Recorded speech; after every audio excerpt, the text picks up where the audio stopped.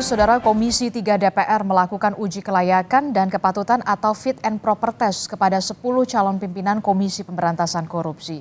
Uji kelayakan dan kepatutan calon pimpinan KPK dilakukan selama 2 hari oleh Komisi 3 DPR. Dari 10 calon pimpinan KPK, DPR akan memilih ada 5 nama yang menjabat sebagai pimpinan selama 5 tahun ke depan.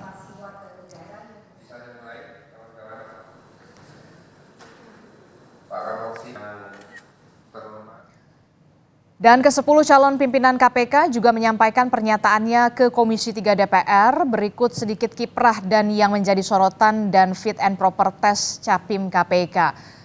Ada Agus Joko Pramono yang merupakan mantan anggota Badan Pemeriksa Keuangan dan Ahmad Alamsyah Saragih yang merupakan mantan anggota Ombudsman dan Ketua Komisi Informasi Pusat, Saudara.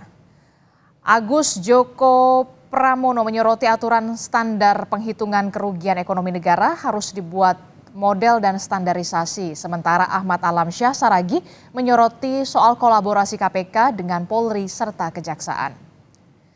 Kemudian ada nama Joko Purwanto, Saudara, yang merupakan mantan Kasubdit 2 Tipikor Barreskrim dan pernah jadi Kapolda Nusa Tenggara Barat.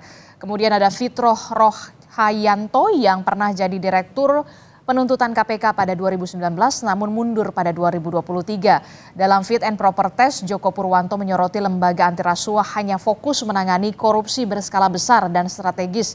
Sementara Fitroh Rohcahyanto soal pengetatan penetapan tersangka demi memastikan penyidik benar dan memiliki alat bukti yang kuat, serta proses keadilan. Perlu adanya kepastian hukum dalam perkara KPK. Selanjutnya ada nama Ibnu Basuki Widodo yang merupakan mantan hakim di Pengadilan Tinggi Manado, mantan hakim di PN Jakarta Pusat. Ibnu juga pernah menjadi Humas PN Tipikor. Dan ada juga Ida Budiati yang merupakan anggota Dewan Kehormatan Penyelenggara Pemilu atau DKPP. Ibnu ini menyoroti peningkatan pengawasan internal KPK dan penguatan secara internal demi meningkatkan kerjasama pimpinan dan seluruh jajaran KPK. Sementara Ida menyoroti peningkatan pengawasan internal, yakni peningkatan sinergitas dengan Dewas KPK untuk menghadapi tantangan persepsi negatif ke KPK. Calon pimpinan KPK lainnya ada Yohanes Tanak, sebelumnya menjabat Wakil Ketua KPK dan mantan Kepala Kejaksaan Tinggi Riau, juga Sulawesi Tengah. Kemudian ada Michael Rolandi, mantan Kepala Badan Pengelola Keuangan Daerah DKI Jakarta dan saat mencalonkan masih jadi Komisaris Bank DKI, Saudara. Yohanes Tanak disorot soal meniadakan operasi tangkap tangan dan jabatan Ketua KPK. Sementara Michael soal LHKPN formalitas dengan menghadirkan aplikasi terkait korupsi untuk diterapkan di daerah. Juga ditanyai terkait kasus korupsi rumah DP 0 rupiah.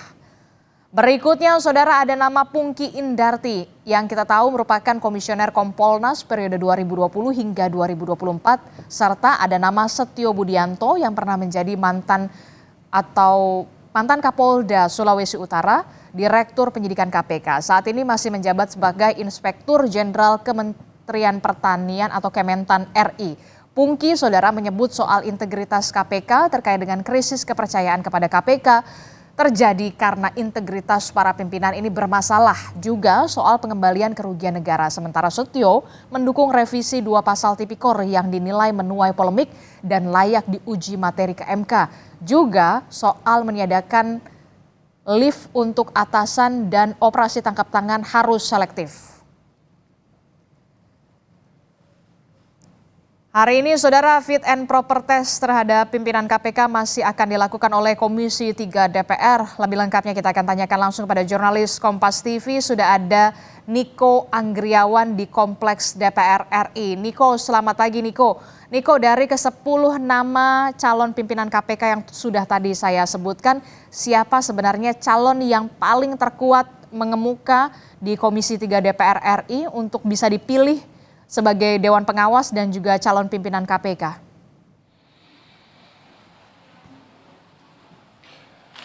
Ya, Adisti dan juga saudara, terkait dengan hal tersebut tentunya ini perlu pertimbangan dari Komisi 3 DPR nanti yang akan digelar rapat pleno pukul 11 waktu Indonesia Barat. Adapun ada beberapa orang yang sempat menyita perhatian itu yakni dalam agenda fit and proper test atau uji kelayakan dan kepatutan yang digelar dari tanggal 18 hingga 20 November kemarin. Di antaranya ini adalah pernyataan dari salah satu calon pimpinan KPK yang bernama Johannes Tanak yang mengatakan bahwa dirinya apabila terpilih menjadi pimpinan KPK selama satu periode ke depan, yakni tahun 2024 hingga 2029, nantinya dirinya ini akan menghapus operasi tangkap tangan, yang mana operasi tangkap tangan sendiri ini sudah menjadi tradisi dari lembaga anti rasuah tersebut. Johannes Tanak menyatakan bahwa operasi tangkap tangan ini tidak sesuai dengan Kitab Undang-Undang Hukum Acara Pidana atau yang biasa bisa dibilang sebut KUHAP ya.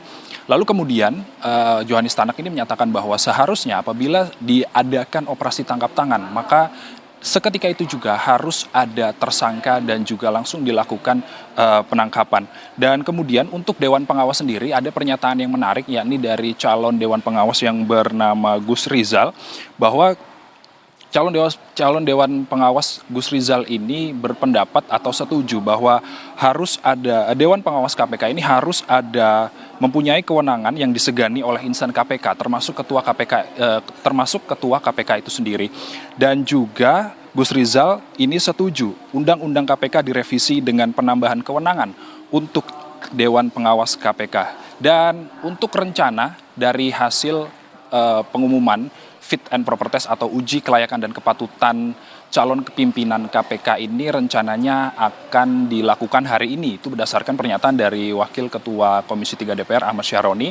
Namun yang jelas pada hari ini sejak pukul 8 waktu Indonesia Barat tadi sudah diberlangsungkan ini fit and proper test 3 calon Dewan Pengawas KPK yang setelah sebelumnya pada hari kemarin ini sudah diberlangsungkan 7 fit and proper test Dewan Pengawas KPK. Adapun setelah diadakan fit and proper test calon Dewan Pengawas KPK, nantinya Komisi 3 DPR ini langsung menggelar rapat pleno untuk menunjuk siapa 5 orang calon pimpinan KPK dan menunjuk 1 orang sebagai ketua KPK. Adapun berdasarkan pemutusan untuk memutuskan siapa yang akan menjadi pimpinan KPK ini, Komisi 3 DPR nantinya akan melibatkan seluruh fraksi yang mempertimbangkan hasil pemaparan gagasan dan juga visi misi yang disampaikan oleh calon pimpinan KPK untuk nantinya ditunjuk menjadi ketua KPK dan juga pimpinan KPK selama 1 periode mendatang. Adisti. Oke, baik, kita akan tunggu bagaimana nanti hasilnya, siapa saja yang kemudian dipilih oleh Komisi 3 DPR RI untuk menduduki pimpinan KPK periode mendatang. Terima kasih informasinya jurnalis Kompas TV, Niko Anggriawan melaporkan langsung dari Kompleks Gedung DPR RI. Selamat bertugas kembali, Niko.